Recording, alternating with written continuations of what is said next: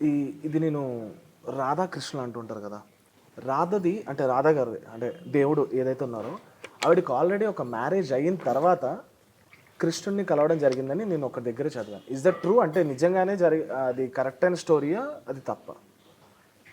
మనం ఇది అర్థం చేసుకోవడానికి భౌతికపరమైనటువంటి ఆలోచనతో కాకుండా విదగ్ధ మాధవ, భక్తి రసామృత సింధు ఇలాంటి గ్రంథాల ద్వారా మనం అర్థం చేసుకోవాలి.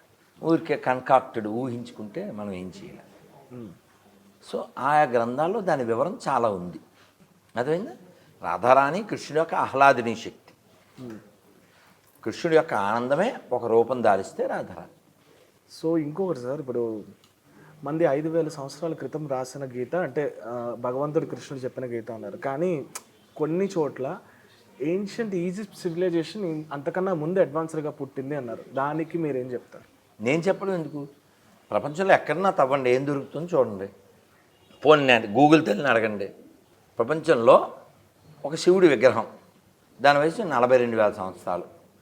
మొన్న ఎక్కడో ఒక ఫిలిప్పీన్స్లో ఒక త్రిశూలం ఏదో దొరికింది, కొన్ని లక్షల సంవత్సరాల క్రితంది. ఇంకెక్కడో ఓంకారం దొరికింది.